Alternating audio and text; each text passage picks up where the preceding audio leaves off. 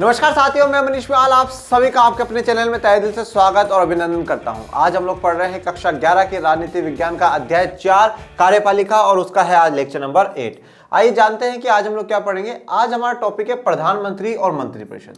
ये टॉपिक काफी बड़ा है, ओके, परंतु आज हम इसका जो आधा पोर्शन है वो कंप्लीट करेंगे। प्रधानमंत्री और मंत्रिपरिषद के बारे में जानेंगे कि प्रधानमंत्री का पद कितना पावरफुल है, कितने प्रकार के मंत्री होते हैं, किस प्रकार से उनकी नियुक्ति होती है और कितने मंत्री प्रधानमंत्री बना सकता है। इन सभी पर आज के लेक्चर में हम लोग चर्चा करने वाले हैं। आइए शुरुआत करते हैं आज के लेक्चर की। प्रधानमंत्री और मंत्रिपरिषद, जैसा कि हम लोगों ने लास्ट लेक्चर्स में मैंने आप लोगों को ये समझा दिया था कि भारत में किस प्रकार से प्रधानमंत्री को बनाया जाता है। तो प्रधानमंत्री को मुख्यतः अगर कोई बना रहा है तो आप ये कह सकते हैं कि पार्टी का कहीं ना कहीं एक बहुत बड़ा रोल है। जो राजनीतिक दल है, जिस राजनीतिक दल से प्रधानमंत्री चुना जा रहा है, उस राजनीतिक दल का बहुत बड़ा रोल है। उस राजनीतिक दल को लोकसभा में क्या मिलना चाहिए? बहुमत मिलना चाहिए। अगर उस राजनीतिक दल को लोकसभा में बहुमत मिलता है तभी वो क्या कर पाएंगे? अपना प्रधानमंत्री बना पाएंगे, नहीं तो नहीं। और लोकसभा में बहुमत का अर्थ है कि कम से कम 272, ये जो जादुई आंकड़ा है, ये जादुई आंकड़ा उनको मिलना चाहिए। 272 लोग उनके जीत करके आने चाहिए। 272 लोग उनके जब जीत करके आएंगे तभी वो क्या कर सकते हैं? अपनी पार्टी का, अपने दल का प्रधानमंत्री बना सकते हैं। और जब एक व्यक्ति को प्रधानमंत्री बना लिया जाता है, प्राइम मिनिस्टर घोषित कर दिया जाता है, फिर वो प्राइम मिनिस्टर अपने मंत्री चुनता है कि भैया मैं इनको मंत्री बनाऊंगा। मंत्री मतलब एक विशेष पोस्ट हो गई। इतने आपने 272, ये जो लोग हैं ये क्या है? ये सांसद है। ये सांसद है। सांसद तो वो भी हैं जो कि इस पार्टी के नहीं है, दूसरी पार्टी के, वो भी सांसद है और ये भी सांसद है। क्योंकि वो संसद का सदस्य है इसलिए वो दो सभी सांसद कहलाएंगे। परंतु इन्हीं सांसदों में से, इन्हीं 272 सांसद जो उनके जीत करके आए, उन्हीं सांसदों में से किसी को विशेष पद पे बिठाया जाता है, जिन्हें हम क्या कहते हैं? मंत्री कहते हैं। मंत्री का अर्थ ये हो गया कि आपको एक एक डिपार्टमेंट का हेड बना दिया। हेल्थ मंत्री, अगर आप सुनते हैं स्वास्थ्य मंत्री है, हेल्थ मिनिस्टर है, तो उसको पूरे इंडिया में जितने भी हेल्थ की जिम्मेदारी है, हॉस्पिटलों के बारे में, ठीक है, उसके बारे में जो भी सारी जिम्मेदारी है वो उसकी हो गई। ठीक है, इस प्रकार से अलग अलग जो डिपार्टमेंट है, अलग अलग विभागों का हेड बना दिया जाता है, उनको मंत्री बना दिया जाता है। और इन सभी मंत्रियों के जो ऊपर होता है वो होता है प्रधानमंत्री। वो सभी का क्या हेड है। और प्रधानमंत्री और मंत्रियों को मिलाकर के हम क्या कहते हैं? सरकार बनाते हैं। ये होती है सरकार। और मैंने भी क्या कहा? सभी मंत्रियों के ऊपर हेड है, प्रधान है सभी मंत्रियों का प्रधानमंत्री। तो इसलिए, और उन मंत्रियों को मिलकर के क्या बन रही है? सरकार बन रही है। तो इसलिए सरकार का प्रधान अगर कभी भी पूछ लिया जाए कि सरकार का मुखिया कौन है, सरकार का प्रधान कौन है, तो आप कहेंगे सरकार का प्रधान है प्रधानमंत्री। सरकार का प्रधान कौन है? प्रधानमंत्री। प्राइम मिनिस्टर जो है वो है सरकार का प्रधान। प्रधानमंत्री सरकार का प्रधान होने के साथ साथ हमेशा ध्यान रखिएगा लोकसभा का नेता भी है। लोकसभा का बहुमत वाला जो दल है उसका नेता कहलाएगा। क्यों कहलाएगा? क्योंकि इस बहुमत वाले दल ने ही अपने आप का नेता चुना है कि भैया हम इस बार नरेंद्र मोदी जी को प्रधानमंत्री बनाना चाहते हैं। मतलब इन लोकसभा के लोगों ने ही क्या करा है कि इनको अपना नेता चुना है कि लोकसभा में हमारा प्रतिनिधित्व कौन करेगा? ये व्यक्ति करेगा, ये हमारा नेता है। लोकसभा में हमारा नेता कौन है? मोदी जी होंगे। और राज्यसभा में एक पार्टी अपना दूसरा जो कैंडिडेट होता है उन्हें बना देती है। एक बात हमेशा ध्यान रखिएगा, अगर कोई प्रधानमंत्री राज्यसभा से जीत करके बनता है, अगर राज्यसभा में से किसी को प्रधानमंत्री बनाया जाता है, तो भी लोकसभा का नेता तो प्रधानमंत्री ही होगा, चाहे वो लोकसभा का भाग हो या ना हो, पर वो क्या होगा? यहाँ का लोकसभा का बहुमत दल का नेता होगा। क्योंकि यहाँ पर जो सरकार बन रही है, जो प्रधानमंत्री बनाया जा रहा है, वो लोकसभा में उस पार्टी के जो बहुमत के नेता है, उन नेताओं ने बोला है कि ये प्रधानमंत्री बनना चाहिए, ये हमारा नेता होगा। जब वो उसको चुन लिया गया है हमारा नेता के रूप में, तो वही लोकसभा का नेता होगा। तो और हम लास्ट लेक्चर से ये बात बार बार में देखते आ रहे हैं। जब हम राष्ट्रपति की चर्चा कर रहे थे, मैं कह रहा था कि ये शक्ति राष्ट्रपति के पास नहीं, प्रधानमंत्री मंत्रिपरिषद के पास। सारी की सारी शक्तियों का जो स्रोत है, सोर्स है, कहां से राष्ट्रपति को सारी शक्तियां आ रही हैं, तो प्रधानमंत्री और मंत्रिपरिषद की सलाह के बाद ही वो सारी अपनी शक्तियों का इस्तेमाल कर सकता है, उनको यूज कर सकता है। तो प्रधानमंत्री और मंत्रिपरिषद भारत जैसी संसदीय प्रणालियों में एक बहुत इंपॉर्टेंट भूमिका निभाते हैं। और ये इंपॉर्टेंट भूमिका इसलिए निभा रहे हैं क्योंकि इनको सपोर्ट किसका है? लोकसभा के बहुमत दल का इनको सपोर्ट है। लोकसभा का जिस पार्टी को सबसे ज्यादा मेजोरिटी मिली हुई है, वो पार्टी क्या कर रही है? सपोर्ट कर रही है कि हमारा नेता ये होगा। और फिर वही नेता क्या करता है? उन लोगों में से अपने मंत्री चुनता है कि ये मेरा मंत्री होगा, ये मेरा मंत्री होगा, ये मेरा मंत्री होगा। और ध्यान रखिएगा, मंत्री जरूरी नहीं है सिर्फ और सिर्फ लोकसभा में इन्हीं लोगों में से बनाया जाए, मंत्री राज्यसभा में से भी बनाया जा सकता है।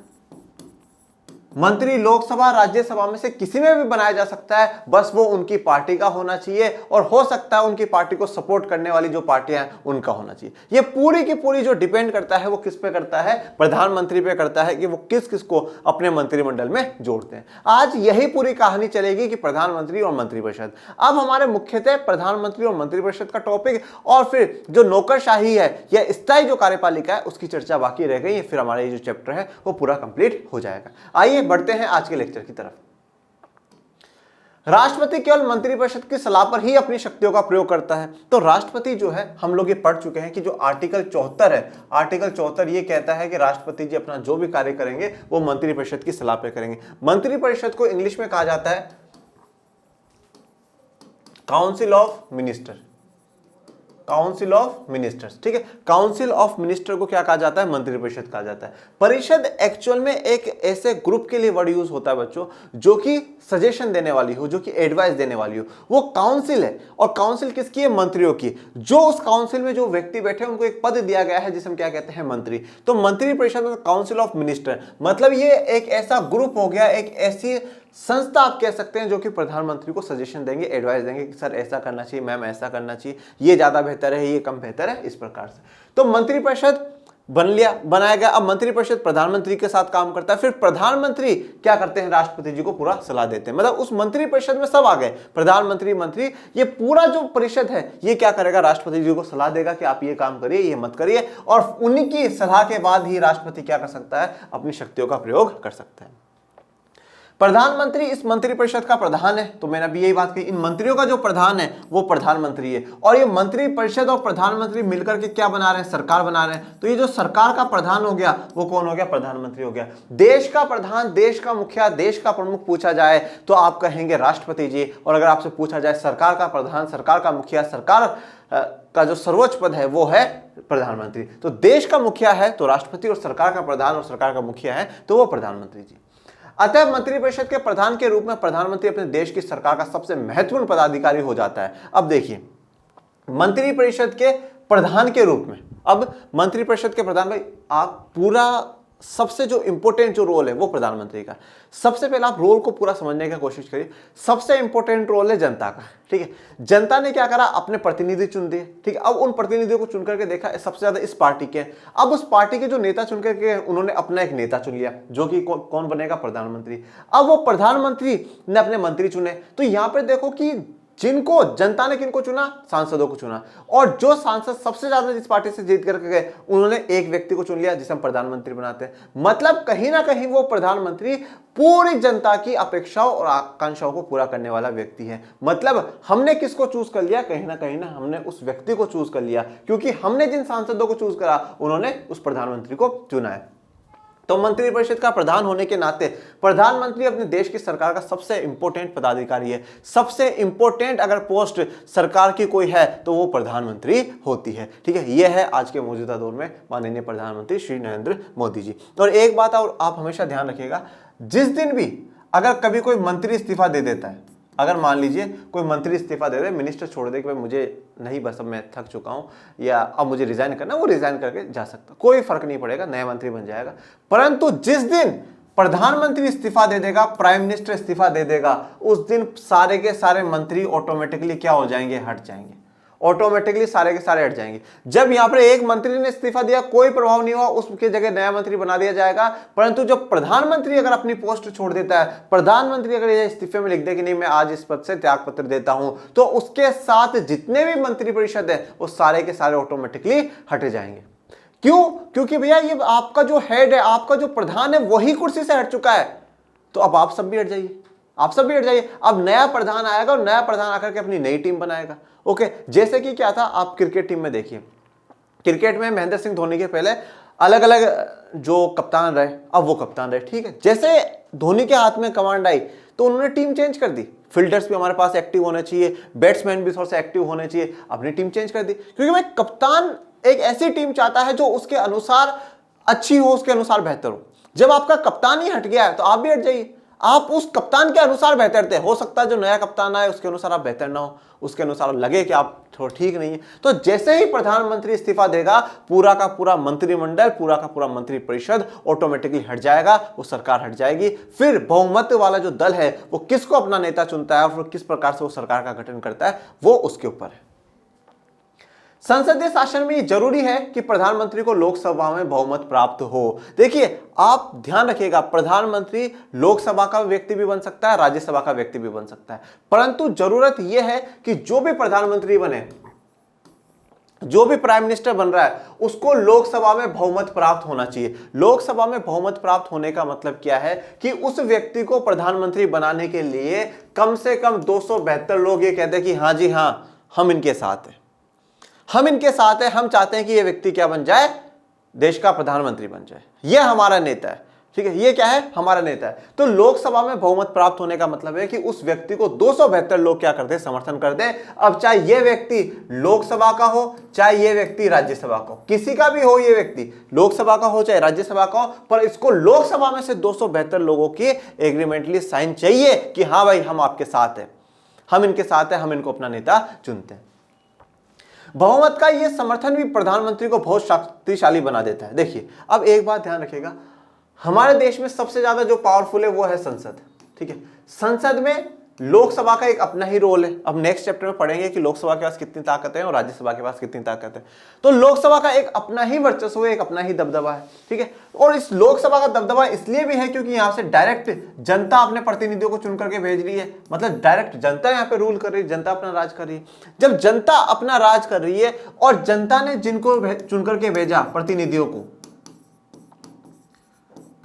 को चुन करके भेजा, अब जिस पार्टी के सबसे ज्यादा है या जिन प्रतिनिधियों को चुन करके भेजा, उसका 50% प्लस 1 ने जब यह कह दिया कि हमारा नेता यही बनेगा, हमारा नेता यही बनेगा, तो फिर वो देश का पीएम बनेगा ही। ठीक है, मतलब आपको जनता ने जिन प्रतिनिधियों को चुना उनके 50% से एक ज्यादा लोग कह रहे हैं कि ये हमारा नेता बनेगा, तो ऑटोमेटिकली क्या है, आपकी पावर बढ़ जाती है, आपका जो पद है उसकी गरिमा बढ़ जाती है, क्योंकि जनता द्वारा चुने गए प्रतिनिधि 50% प्लस हाँ आपके लिए कह रहे हैं। तो बहुमत का समर्थन होना ही ये एक बहुत शक्तिशाली पद को दर्शाता है।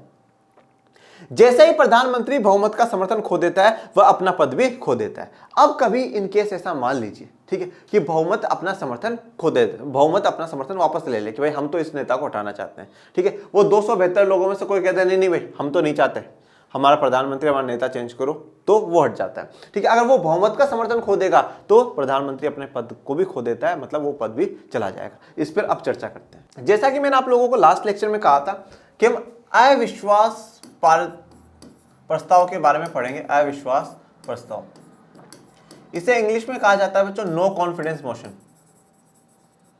नो कॉन्फिडेंस मोशन, ये अविश्वास प्रस्ताव क्या है, नो कॉन्फिडेंस मोशन क्या है, और इसको लेकर के भारत के संविधान में क्या प्रावधान है वो देखिए। पहली बात, भारत का संविधान ये कहता है, आर्टिकल 75 ये कहता है कि सामूहिक जिम्मेदारी होगी, सामूहिक जिम्मेदारी होगी। सामूहिक जिम्मेदारी होने का मतलब यह है कि जो पूरा मंत्रिमंडल है, जो पूरा मंत्रिपरिषद है, उसकी पूरी कलेक्टिव रेस्पॉन्सिबिलिटी होगी। कलेक्टिव रेस्पॉन्सिबिलिटी में आप इस प्रकार से भी समझ सकते हैं, जैसे मान लीजिए कि कोई हेल्थ को लेकर के फैसला आया, हेल्थ को लेकर के फैसला आया, अब वो फैसला मुख्यतः उस मंत्री का होगा, प्रधानमंत्री का होगा, परंतु आपने कभी भी सुना है कि कोई दूसरा मंत्री, चाहे वो स्वास्थ्य का हो, चाहे वो सामाजिक कल्याण का हो, कोई सा भी मंत्री हो, वो उस फैसले के खिलाफ बोलेगा? नहीं।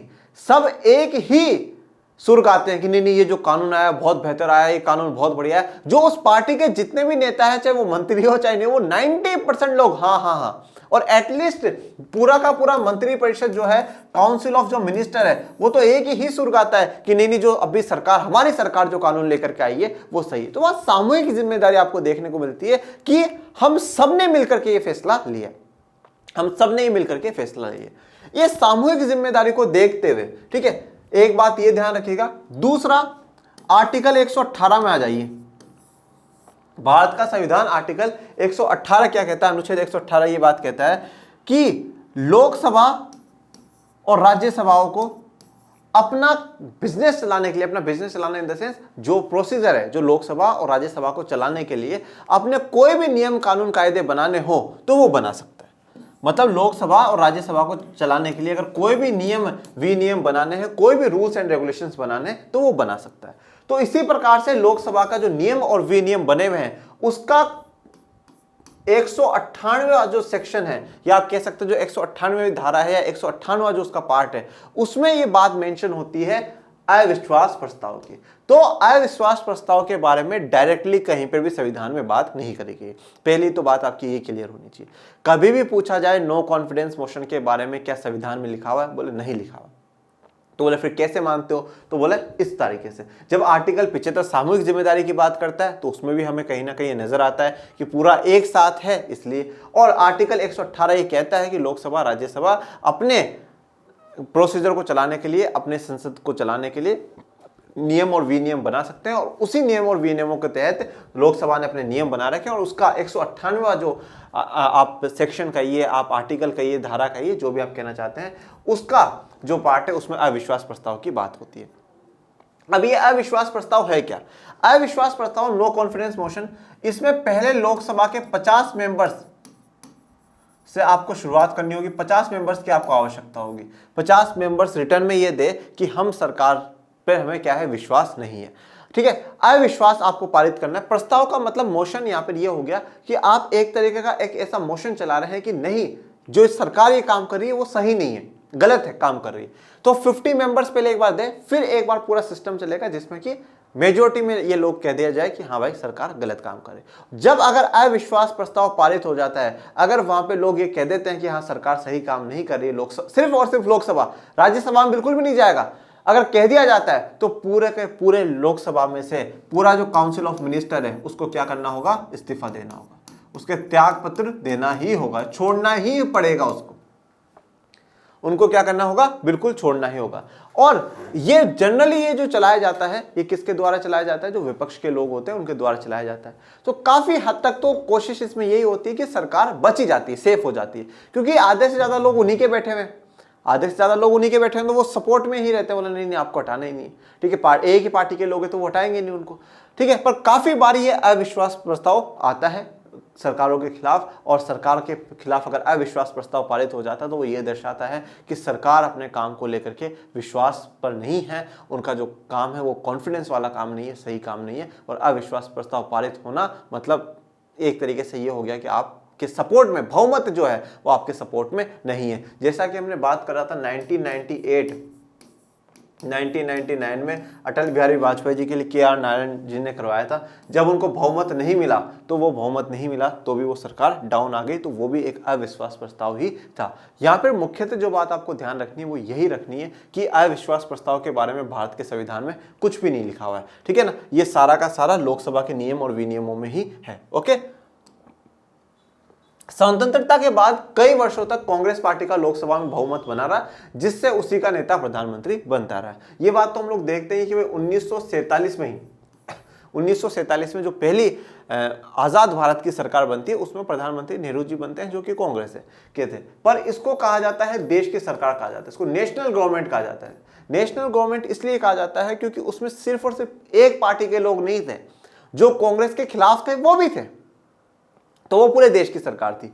फिर 1951-52 में जो चुनाव हुए उससे लेकर के अगर आप देखते हो तो कांग्रेस चुनाव जीतता है। 1951-52 का जीता, 57 का जीता, 62 के जीते, 67 के जीते, 71 के जीते। ठीक है, यहां तक तो मतलब आप 1 2 3 4 5 लोकसभा के चुनाव तो लगातार कांग्रेस ने जीते हैं, लगातार कांग्रेस ने जीते हैं। उसके बाद 77 का जनता पार्टी जीत जाती है, तो बीच में एक ब्रेक लग जाता है। फिर 79 और 80 के जो चुनाव है वो फिर से कांग्रेस जीत जाती है, और फिर 84 के जो चुनाव है वो कांग्रेस जीत जाती है, और फिर 89 में आकर के थोड़ा सा परिवर्तन हमें गठबंधनों में देखने को मिलता है। मतलब आप कह सकते हैं कि यहां से लेकर के यहां तक मतलब 1 2 5 6 7 8 और 9 चुनावों में से आप 1 और 2 चुनाव छोड़ दीजिए, 9 में से जो 7 चुनाव है वो कांग्रेस पार्टी ने जीते। कांग्रेस पार्टी ने जीतने का मतलब है उनको बहुमत प्राप्त हुआ, उनको लोकसभा की टोटल का 50% से एक ज्यादा सीटें उस पार्टी के लोग जीत करके गए। और जब वो जीत करके गए तो नेता भी क्या होगा, उन्हीं का ही प्रधानमंत्री बनेगा। 1989 से अनेक ऐसे अवसर आए जब लोकसभा में किसी भी दल को बहुमत नहीं मिला। यह बात मैंने आपको कही भी थी कि 1989 1990 का वो दौर रहा है जब क्षेत्रीय दलों का उदय हुआ है, गठबंधन की सरकार बनना शुरू हुई है। और गठबंधन की जब सरकारें बनना शुरू हुई वो क्यों हुई? क्योंकि लोकसभा में किसी भी एक पार्टी को, एक दल को बहुमत नहीं मिला। किसी भी एक पार्टी को बहुमत नहीं मिलता है, और जब एक पार्टी को बहुमत नहीं मिलता है तो वो अलग अलग पार्टियों को मिला करके सरकार बनाती है। और जब दो या दो से अधिक पार्टियां मिलकर के सरकार बनाए तो उसे क्या कहा जाता है? गठबंधन सरकार कहा जाता है, या उसे हम कोएलिशन गवर्नमेंट इंग्लिश में कहते हैं। तो 1989 से परिस्थितियां बदली, कांग्रेस का वर्चस्व थोड़ा सा कम हुआ, क्षेत्रीय दलों का उदय हुआ, और लोकसभा में किसी भी एक बड़ी पार्टी को पूरा बहुमत नहीं मिलता है। और मैंने कहा 1989 से लेकर के 2014 तक कहीं ना कहीं ये थोड़ी सी समस्या ही रही। ठीक है, फिर 2014 में आकर के मैं फिर से पूर्ण, और एक ये कहता है कि प्रचंड जो बहुमत होता है वो प्रचंड बहुमत देखने को मिलता है।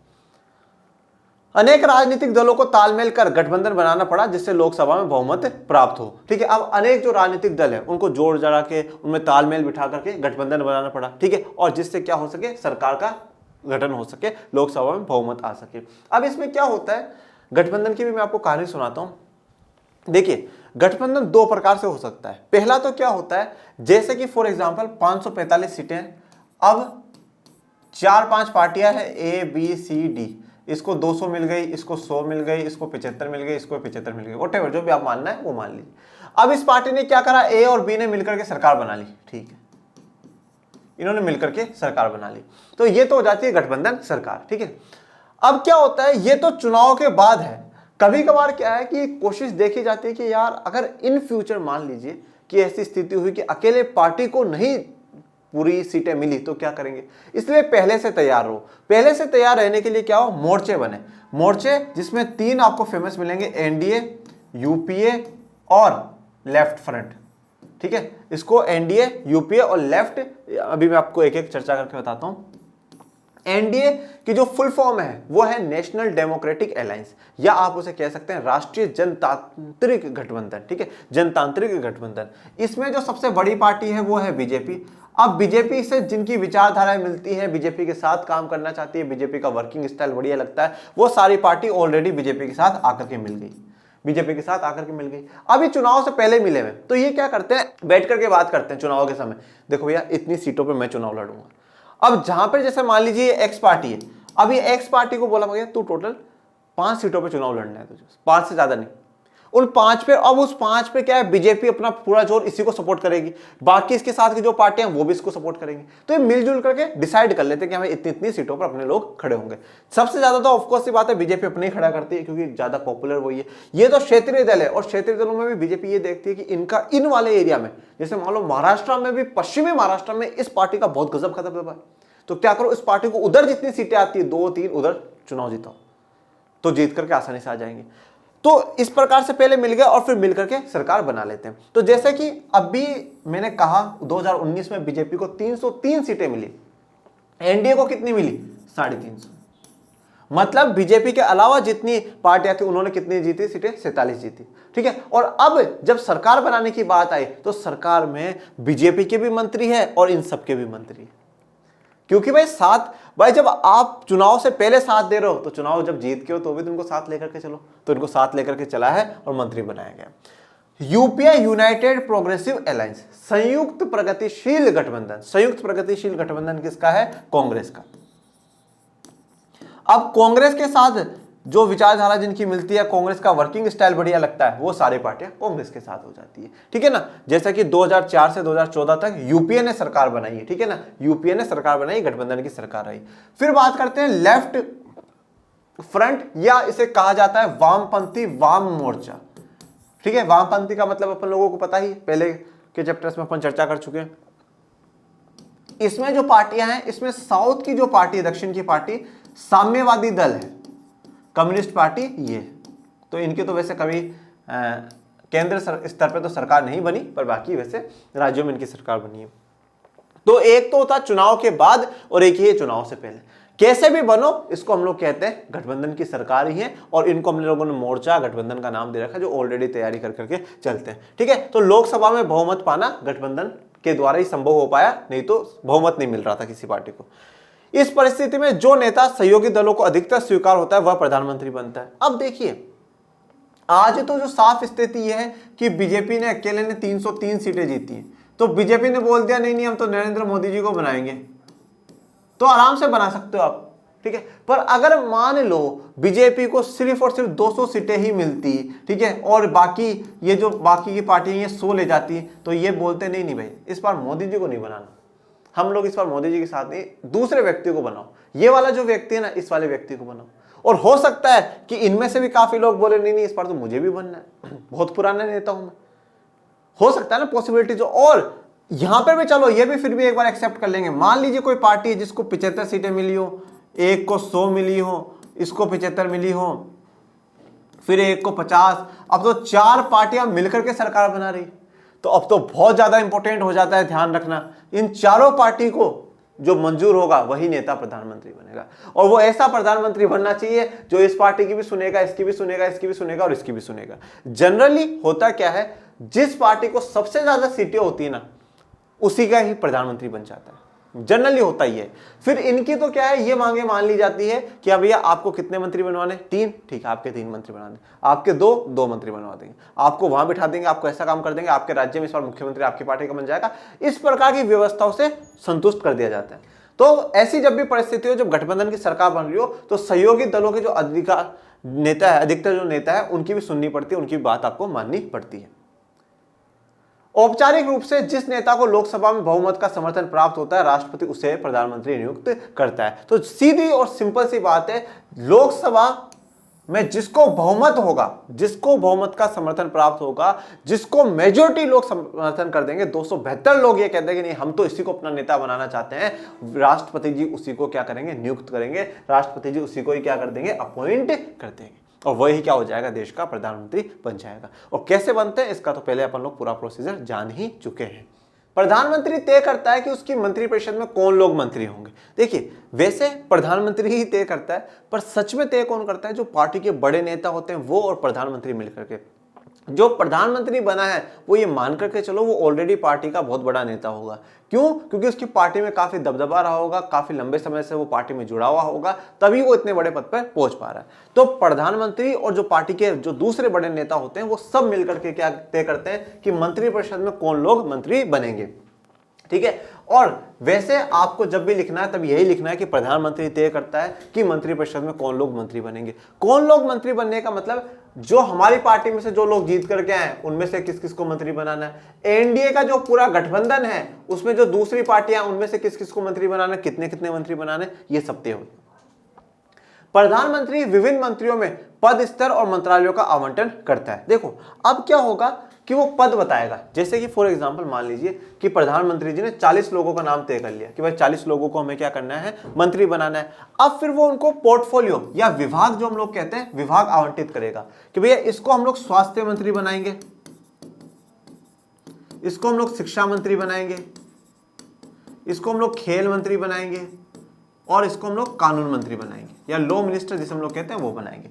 तो एक एक को क्या कर दिया गया, विभाग जो है पोर्टफोलियो आवंटित कर दिया गया, उनको पोर्टफोलियो बांट दिया गया। अब जो स्वास्थ्य मंत्री बना है, जो हेल्थ मिनिस्टर बना है, उसके ऊपर पूरे भारत की हेल्थ की जितनी भी जिम्मेदारी है वो उसके ऊपर है। शिक्षा मंत्री जो बना है उसके ऊपर एजुकेशन को लेकर के सारी जिम्मेदारी उसके ऊपर है। खेल मंत्री जो बना है उसके ऊपर खेल को लेकर के सारी जिम्मेदारी उसके ऊपर है। और जो कानून मंत्री बना है, देश में नए कानून या लॉ मिनिस्टर, पूरी लॉ एंड ऑर्डर को संभालना उसकी व्यवस्था। तो पूरी की पूरी जिम्मेदारियां क्या कर दी जाती हैं, बांट दी जाती हैं। और इन सबके ऊपर हेड कौन है, प्रधानमंत्री। अब देखिए मंत्री 3 प्रकार के होते हैं। हम जब बात कर रहे हैं कि मंत्री परिषद, तो उस मंत्री परिषद में 3 प्रकार के मंत्री होते हैं। आइए जानते हैं कि वो 3 प्रकार के मंत्री कौन कौन से हैं। 3 प्रकार के मंत्रियों में सबसे पहला जो मंत्री होता है वो होता है कैबिनेट मंत्री।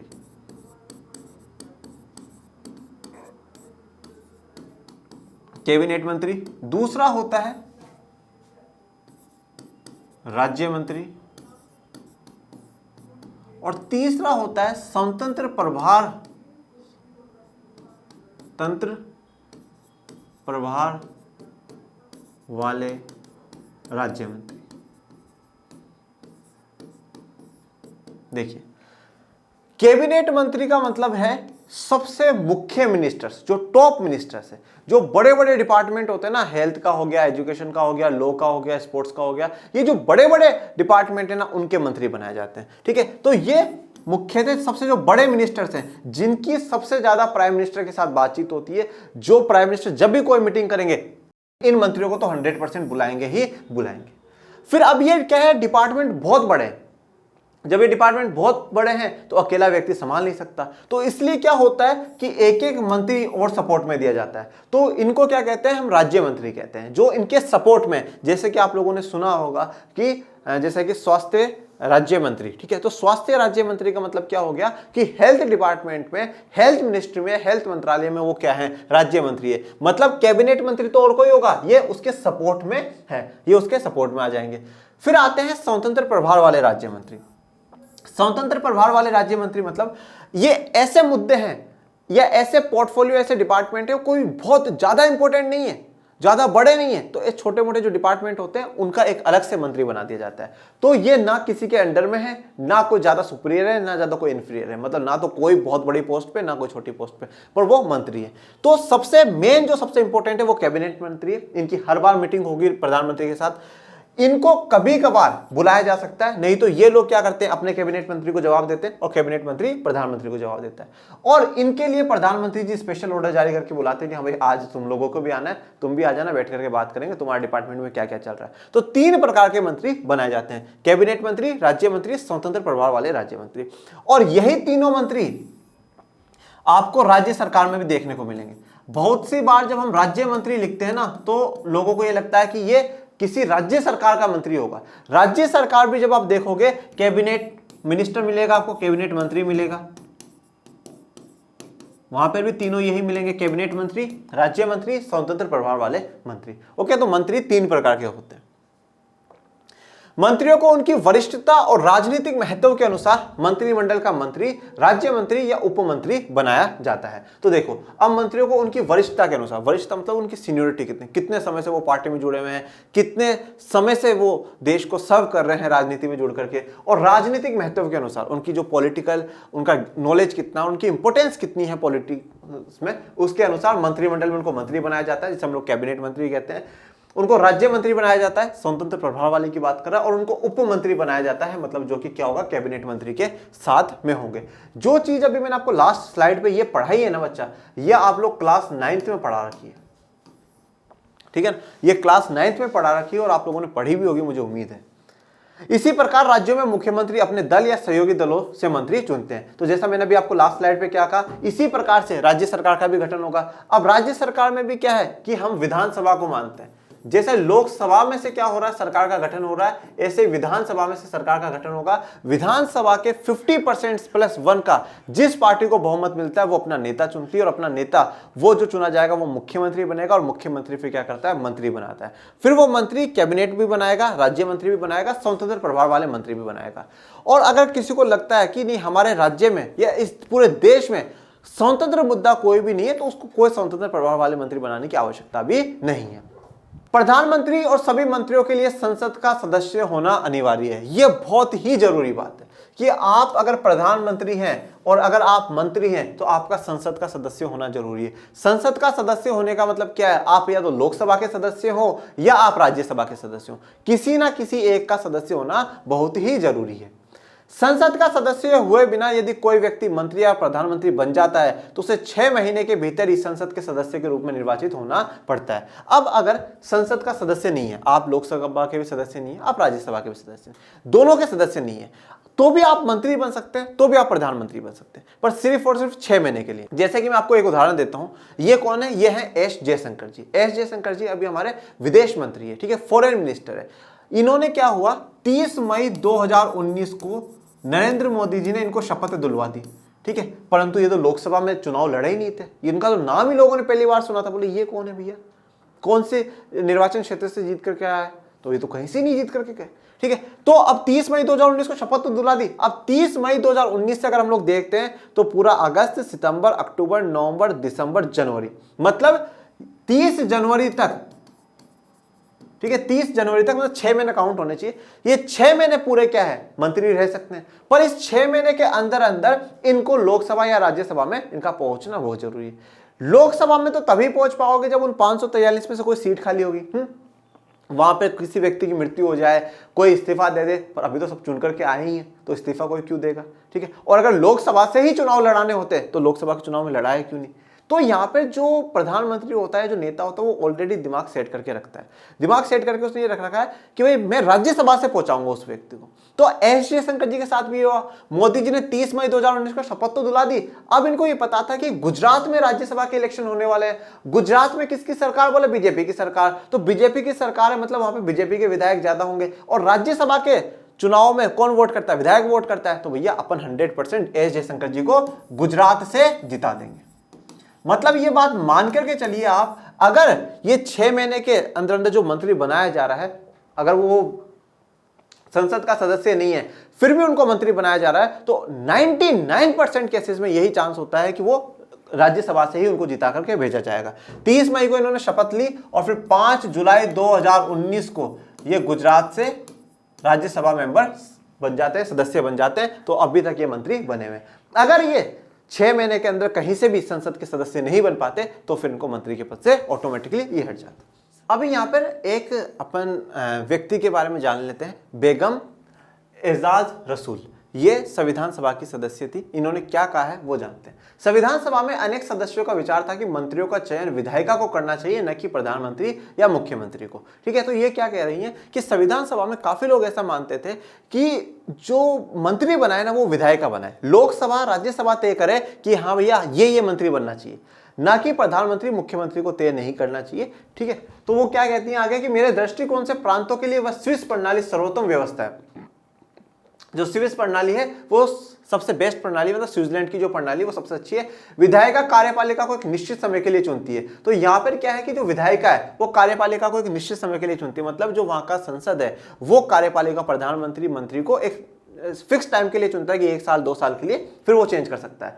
और इनका मानना है कि संक्रमणीय मत प्रणाली जो हम राष्ट्रपति उपराष्ट्रपति में इस्तेमाल करते हैं वह सर्वोत्तम व्यवस्था है, वो सबसे अच्छी व्यवस्था है। कार्यपालिका की नियुक्ति के लिए प्रयोग की जा सकती है क्योंकि उसमें सभी हितों का प्रतिनिधित्व होगा और विधायिका का कोई भी दल ये महसूस न कर सकेगा कि उसका प्रतिनिधित्व नहीं है। तो मतलब इनको लगता है कि ये वाली प्रणाली हमें इस्तेमाल करनी चाहिए मंत्री बनाने में, तो उससे क्या होगा, सभी का जो प्रतिनिधित्व है वहां तक पहुंच पाएगा और सभी के प्रतिनिधित्व के हिसाब से ही सरकार का गठन हो पाएगा, ठीक है।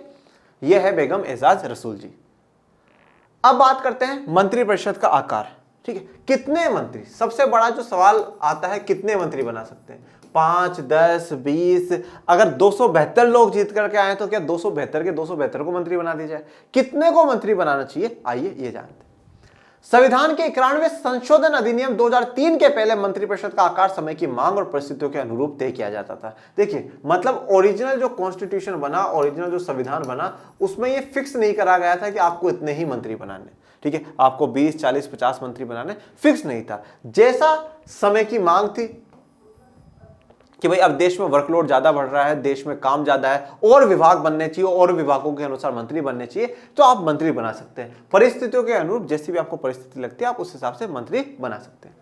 लेकिन ऐसे में मंत्रिपरिषद का आकार बहुत बड़ा हो जाता था, ठीक है। तो अब मान लीजिए लग रहा है कि नहीं भाई हम तो 100 मंत्री बनाएंगे, 543 लोगों में से 150 बनाएंगे, क्योंकि सीमा तो है ही नहीं ना, लिमिट तो है ही नहीं, चाहो जितने बनाओ। इसके अतिरिक्त जब किसी दल को स्पष्ट बहुमत नहीं मिलता था तब वह संसद के अन्य सदस्यों को मंत्री पद का लालच देकर समर्थन हासिल करने की कोशिश करता था। अब जैसे मान लीजिए किसी को क्या है, बहुमत नहीं मिला, किसी को जब बहुमत नहीं मिला तो क्या है कि वो जो दूसरे सदस्य हैं उनको बोल देंगे आपको मंत्री बना देंगे, फिर और किसी को बोल देंगे आ जाओ आपको भी मंत्री बना देंगे, आप भी हमारे साथ आ जाओ आपको भी मंत्री बना देंगे। तो इस प्रकार से दूसरों को मंत्री पद का लालच देकर के भी अपने साथ जोड़ा जा सकता था, क्योंकि तब मंत्रिपरिषद की सदस्य संख्या पर कोई प्रतिबंध नहीं था, तो कोई भी लिमिट या कोई भी रेस्ट्रिक्शन नहीं था। और यही काम राज्यों में भी हो रहा था, तो राज्य सरकारें भी यही कर रही थी।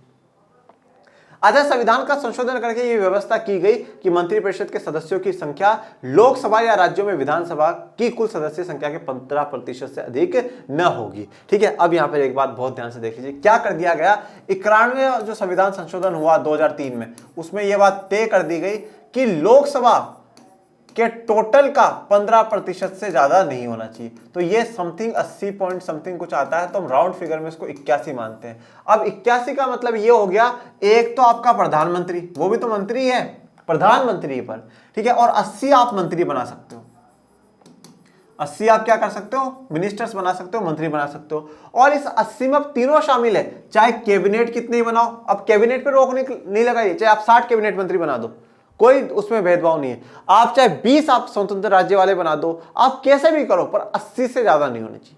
लास्ट 80 है, 80 ही मिनिस्टर्स आप बना सकते हो, 80 से ज्यादा नहीं। और इसी प्रकार से जैसे मान लीजिए राजस्थान की विधानसभा में टोटल 200 सीटें हैं, अब 200 का 15% मतलब भैया 30, तो मुख्यमंत्री समेत टोटल 30 लोग उसमें आ जाने चाहिए। तो अब क्या हो गया, लिमिट लगा दी कि 15% से अधिक नहीं होना चाहिए, पर वो किसकी, लोकसभा की और राज्यों में विधानसभा की। राज्यसभा के हिसाब से 15% नहीं होंगे और राज्यों की विधान परिषद के हिसाब से 15% नहीं होंगे, लोकसभा और राज्यों की विधानसभाओं के हिसाब से ही क्या होगा, 15% आप मंत्री बना सकते हो। यहां पर मैंने फोटो लगाई अटल बिहारी वाजपेयी जी की, क्यों, क्योंकि 2003 में प्रधानमंत्री कौन थे, अटल बिहारी वाजपेयी जी थे, जिनके समय में 91वां संविधान संशोधन होता है। ओके, अभी ये टॉपिक और भी बड़ा है, पर इस टॉपिक को हम नेक्स्ट लेक्चर में पूरा कंप्लीट कर देंगे और फिर हम नौकरशाही की तरफ मूव करेंगे। आपको कोई भी डाउट, कोई भी समस्या हो, आप कमेंट बॉक्स में मेंशन करें और ज्यादा से ज्यादा लाइक शेयर सब्सक्राइब कर दीजिएगा। कोई भी समस्या हो कमेंट बॉक्स में बताएं और मिलते हैं नेक्स्ट लेक्चर में। तब तक के लिए पढ़ते रहे, आगे बढ़ते रहे, मिलेंगे नेक्स्ट लेक्चर में।